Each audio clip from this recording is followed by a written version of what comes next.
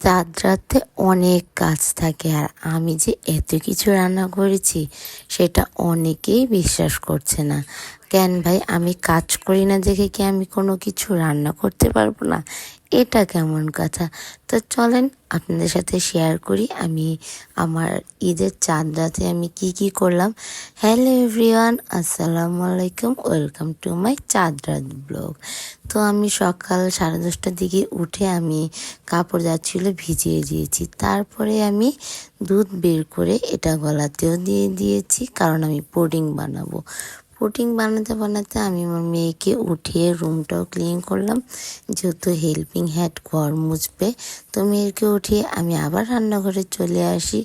রান্নাঘরে চলে এসে আমি 2টা ডিম ভালো করে মিক্স করে ভ্যানিলা এসেন্স দিয়ে আমি পুডিংয়ের জন্য সব কিছু রেডি করতে থাকি। তার মধ্যে আমি দুধটাও শুকাতে দিয়েছি, এর মধ্যে আমার ক্যারামেলের সময় হয়ে গেছে। তো আমি ক্যারামেলটা রেডি করে চুলায় একটা পাতিল দিয়ে স্ট্যান্ড বসিয়ে দিয়েছি। এটার মধ্যে কিছুটা কর্নফ্লাওয়ার অ্যাড করেছিলাম, তো ড্যানিশই দিয়েছি, এক্সট্রা কোনো চিনি দিইনি, যেহেতু ডায়েট আর কি চিনিটা কম খেলে ভালো। তো আমি পুডিংটা অলরেডি সেট করতে চুলায় দিয়ে দিই, কারণ আমি চাঁদ রাতে অনেক বেশি ব্যস্ত থাকি। আর আগের দিন আমি মেহেদি লাগিয়েছিলাম, সেই মেহেদি আমার চাঁদ রাতেই মনে হয় যে অর্ধেক লাল আর হয় নাই। তো এই তো এর ফাঁকে আমার হেল্পিং হ্যান্ড ঘর মুছে চলেও গিয়েছে, মেহেরও ফ্রেশ হচ্ছে। তার মধ্যে আমি এখন নবাবী সময় বানাবো।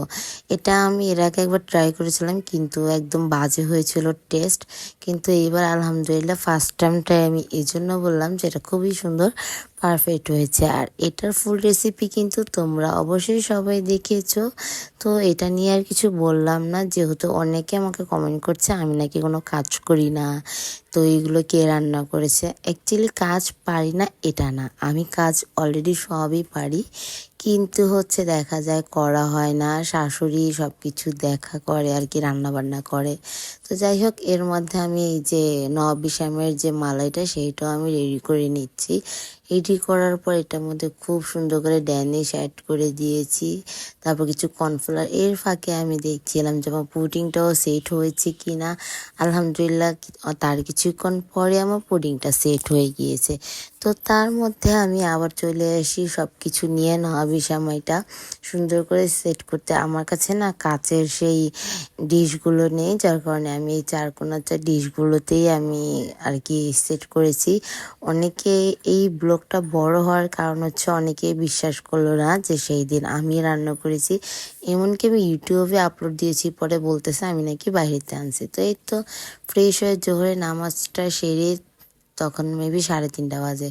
তারপর মেহেরকে খাওয়া দাওয়া কমপ্লিট করে আমি চলে গিয়েছি, যেহেতু ফ্রাইড রাইস আর ভেজিটেবল রান্না করব, সেগুলো কেটে ভাপ দিয়ে রেখেও দিয়েছি। তার জন্য আমি মুড়ি ভর্তার আয়োজন করতে পারিনি, যেহেতু রোজা। শাশুড়ি সব কিনে এনেছিল। আর মুড়ি ভর্তা মানে ইফতার করার পর হচ্ছে আমার আমি মাগরিবের নামাজ একসাথে পড়েছি। তার মধ্যে যেহেতু ফ্রাইড রাইস আর ভেজিটেবল করব, সেক্ষেত্রে হচ্ছে আমার অবশ্যই চিকেনটা ম্যারিনেট করতে হবে। যেহেতু ফ্রাইড রাইসের চিকেনটা ম্যারিনেট করা হচ্ছে সবচেয়ে ম্যান্ডেটরি, কারণ হচ্ছে চিকেনটা যদি ম্যারিনেট করা থাকে এতে করে মাংস যে স্বাদটা আরও ডাবল হয়ে যায়। তো এটার মধ্যে কিন্তু এটা হচ্ছে আমি ঈদের দিন সকালে ভাজবো, সেই দিন হচ্ছে আমি ময়দা আর কিছুটা ডিম অ্যাড করে আর কি তখন আমি এটা ফ্রাই করব।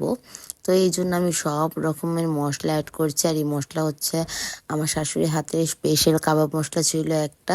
তো এই যে আমি এটাকে সেট করে হচ্ছে নর্মাল ফ্রিজে রেখে আসবো। রেখে আসার পর হচ্ছে আমার মার বাসায় একটু গিয়েছিলাম, মেহেরকে রেখে আসলাম। মেহেরকে রেখে এসে আবার শাশুড়ির সাথে একটু হেল্প করছিলাম, যেহেতু সেমাইটা আমি বানিয়েছি আর দই বড়াটা আমি বানাতে পারি না। তো বড়াটা আমার শাশুড়ি আগেই আর কি ব্লেন্ড করে ফ্রিজে রেখেছিল, শুধু বড়াগুলো ভেজে সুন্দর করে দই মিক্স করে, দইটা অনেক সুন্দর করে মিক্স করে একদম মিহি করে ফেলছিল, মানে কি এক বোরহানির মতো। তো এই যে দই বড়া না খেলে আমাদের আবার চলে না। আমার হাজবেন্ড আমাদের ঘরে ঈদের মধ্যে দই বড়া একদম ম্যান্ডেটরি। তার মধ্যে মেহের এসে বলতেছে আমি একটু করি, আমি একটু করি। তো এই তো তাকে দিয়ে একটু কালাম, আর এটা সারা রাতের জন্য রেস্টে রেখে দিবে শাশুড়ি। রাত বাজে 2টা। তো 2টা বাজে আমি আবার, যেহেতু রাইসের জন্য আমার ভাতটা রান্না করে রাখতে হবে, আর এখানে বারবার আমি আমার হাতের মেহেদিগুলো দেখছিলাম, যে কাজ করতে করতে শখের মেহেদিগুলোই চলে গেল। তো যেহেতু রাতে যদি রাইসের ভাতটা রান্না করা থাকে খুবই ভালো হয়। তো এর মাঝে আমি কালকে সকালে কি কি পরবো, কিছু গোল্ড আর হচ্ছে সুতির কাপড়, সেগুলো একটু সেট করে নিচ্ছিলাম, একটু ভিডিও মেক করে রাখছিলাম, কারণ সকালে তো আমার একদমই সময় নেই। সকাল আমার জন্য সকাল না, আমি তো তারপর আবার এগুলো করতে করতে 3টা বাজে। আমি ভুলেই গিয়েছিলাম যে আমি ফিরনি রান্না করব, যেহেতু ডেজার্ট আইটেম আর এগুলো করতে খুব ভালো লাগে। ঈদ তো ঈদে, ঈদের মধ্যে একটু স্পেশাল থাকা লাগে। তো ফিরনি রান্না করার জন্য আমি 1/2 কেজির একটু বেশি দুধ নিয়েছিলাম। তো চিনি একদম অল্প অ্যাড করেছি, ড্যানিশটা আমি একটু বেশি অ্যাড করেছি, তার মধ্যে গুঁড়া দুধ অ্যাড করেছি, তার মধ্যে জর্দা রং অ্যাড করেছি, তার মধ্যে গাজর অ্যাড করেছি, তার মধ্যে আবার কেওড়া জলও অ্যাড করেছিলাম। আলহামদুলিল্লাহ অনেক টেস্ট হয়েছে। সবাই তো তোমরা রিভিউ দেখেছো, তোমার ভাইয়া অবশ্যই আমার এই টেস্টের মানে সবগুলো আইটেমের রিভিউ দিয়েছে। আর ব্লগটা এত বড় হওয়ার কারণ হচ্ছে আমি কি কি করেছি সেগুলো শেয়ার করলাম, যেহেতু তার জন্য বড়। তো এই তো রাইসটা আমি ঠান্ডা হতে মানে ভাত রান্না করে পোলাও চালটাকে আমি ঠান্ডা করে রেখে গেলাম। তার মধ্যে তো এই তো ফজরের নামাজ পড়ে ভিডিওটা শেষ করলাম। আল্লাহ হাফেজ।